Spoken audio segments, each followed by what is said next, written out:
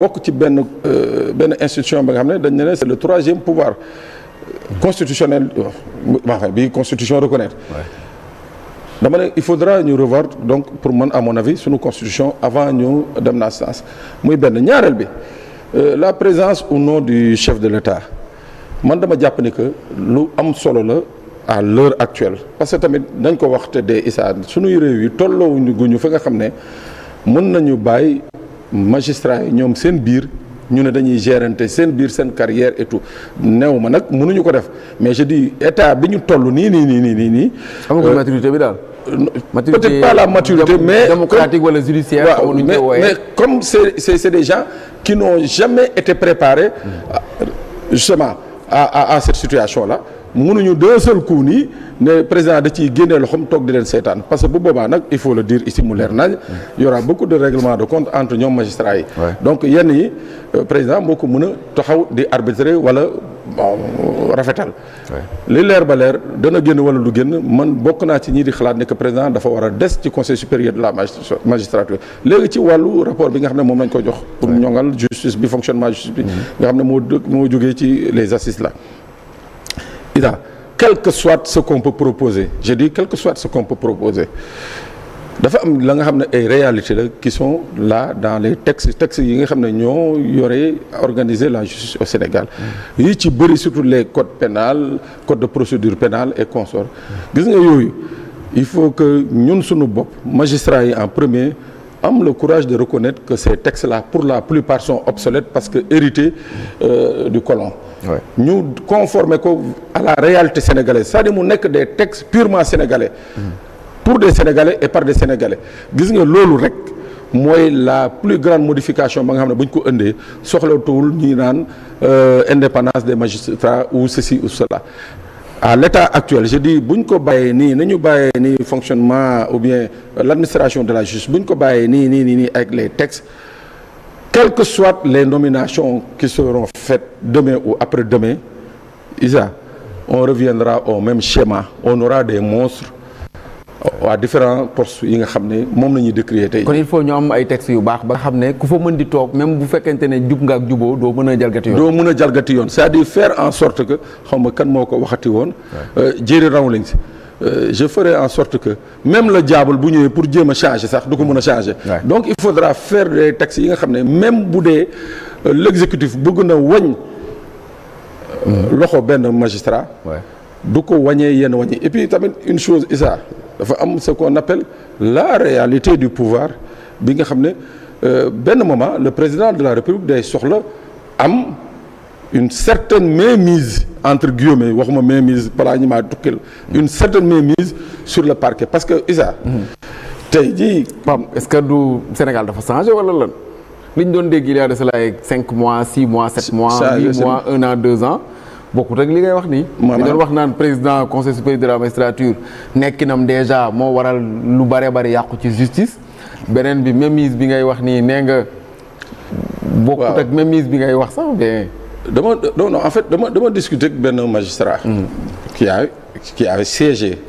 à un certain moment au niveau du conseil supérieur. mu ne ma ci li ñuy wax yëpp. mu ne ma décision yi c'est nous magistrats qui les prenons.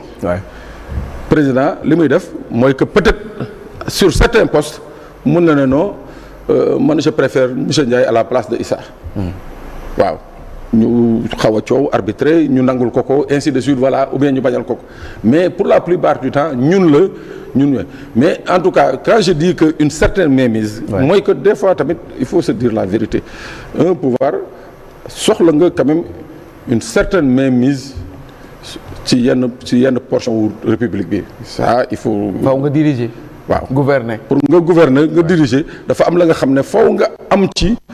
tuuti doole quoi pour bu subaa buñ ne bon Pape Sané mi bëri na wax trop il faut ñu noppiloo ko. il faut nga am fooy jaar pour ñu noppiloo Pape Sané dans la légalité. Ouais. Mais il faut qu'après déjà li mu wax sax mooy ñu gën a approfondir les réflexions parce que bu dee day génn wala day toog bu ci nekk faw ñu xool naka lañ koy waxtaanee naka lañ koy defee yooyu moo tax réflexion yooyu léegi. Issa magistrat yi seen bopp bëgguñu mu génn. voilà donc lu mu ci mën doon ñoom dinañ ci gën a approfondir ci ay réflexion dinañ ñëwaat ak yow ci beneen thème lii c'était juste divers yi nga xam ne souvent dañ ciy ñëw parce que bëgg nañoo wax sax ci la Louga déjà am na ay arrestation yooyu noonu par rapport ak li fa jot a xew bu ñu ci mënoon am quelques mots danse obscène yoo xam ne gis nañ ko ci xale finalement du dañuy jël rek benn cas mais suñ généraliser même ci réseaux sociaux yi liñ ciy gis est-ce que waruñu xoolaat même par rapport ak li ñuy wax ni sànq sax côté justice ak yooyu noonu xale naka lañ koy gën a téewee ci Sénégal la considération des enfants. C'est l'enfant est le parent pauvre du droit sénégalais. gis nga fi y a tellement d'organisation tellement d'administration yuy gérer enfance mais xam nga ñoom seen problème mooy lan et ça génère beaucoup d'argent il faut le dire la question de l'enfance c'est comme le terrorisme ça génère beaucoup d'argent les gens financent beaucoup mais loo ci gis gars yi xam nga seen mooy lan dañuy xaar journée nangam du talibé ñu dem solo la ay talibé défilé ci mbeddu Dakar yi ainsi de suite wala journée de l'enfant africain ainsi de suite gis nga Issa soo bëggee comprendre un peu l'échec de la question enfance au Sénégal il te suffit de te promener dans les rues de Dakar mooy benn ñaar soo bëggee xam l'échec de la politique de l'enfance au Sénégal il te suffit d'aller faire le tour de certains ateliers de menuiserie de mécanique ainsi de suite nga xool le travail des enfants nga xam ne Sénégal dafa signer la charte du BIT buy tere xale yi di liggéey mais da ngay dugg fii gis xale yu ndaw 7 ans 8 ans ñi leen di liggéeyloo di leen di jaayloo ay ndox di leen mais et ça c'est au vu au su de tout le monde et les gens ne disent rien. léegi moom ñu léegi ñu di leen jox la parole sur les réseaux sociaux. di leen def loo yoo xam ne du yëfu xale. non en fait moi leur donner la parole moi j'impute la responsabilité à ceux qui ont fait ça. Isa xam nga tamit mënoo nekk ci dëkk bi nga xam ne c'est ouvert à tous les vents. fii. réseaux sociaux yi nit ñi dañ ko jàppee comme tànn beer les gens s'amusent avec les réseaux sociaux et l'État ne fait rien absolument rien pour freiner pour preuve je dis pour preuve peut-être que c'est une image qui a choqué moo tax il y a une réaction rapide mais il y a combien de dérives sur les réseaux sociaux où la puissance publique ne fait rien parce que gisu boppam mais tey jii tey yàlla na Pape Sané defoon benn vidéo daal di tudd benn ministre wala tudd benn député wala tudd benn DG fu mu dugg ci Sénégal daañu ko dem loxoti génnee donc il faut que justement les services yi nga xam ne ñoo yore en charge la lutte contre la cybercriminalité notamment police gendarmerie et les magistrats d'abord que formation bi ñu accentuer ko et que les moyens suivent au-delà des moyens nag il faut des sanctions c'est-à-dire que bu ñu bëggee di bàyyi nii chaque fois layam on va avoir des problèmes pires que ce qui s'est passé à Louga. bu tey moom c'était un bon début parce que déjà ñu bari dañ daan gis yu ni mel ci réseaux sociaux yi. Finalement la justice s'est levée c'est le procureur près le tribunal hors classe de Louga moo jóg ngir daal di autosaisir ngir wax ci mbir mi ñu daal di ñëw nag waxtaan ak sunu gan di Birane Ndiaye chef de département qualité hygiène et sécurité environnement à Dakarnave d'abord lan la Dakarnave di représenter ci port autonome de Dakar. waaw Issa yaakaar naa ne question bu am solo nga posé parce que Dakarnave moom mooy chantier de réparation navale bi nekk ci biir port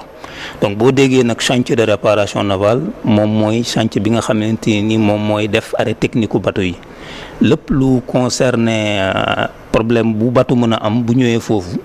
waa Dakarnave dinañ ko mën a liggéey ci anam yi mu gëne pour mën koo maanaam defar ko ci wàllu mécanique ci wàllu chaudronnerie tuyauterie ak opération de carénage donc Dakarnave mu ngi commencé ay activités en 1999 bi mu amee contrat de concession avec l'État du Sénégal contrat boobu mu ngi amoon une durée de 25 ans donc contrat boobu moo jeex le 24 juin bi passé nii te ñu prolongé ko de 8 mois mu war a jeex au mois de février le 25 février bii di ñëw donc entre temps nag état bi dafa war a lancer waat processus de passation de marché bi pour ñu jéem a càmbaraat pour xam ban repreneur moom mooy jël kër gi mais pour waxtaan tuuti nag ci Dakarnave par rapport ak 25 ans yi mu jot a am.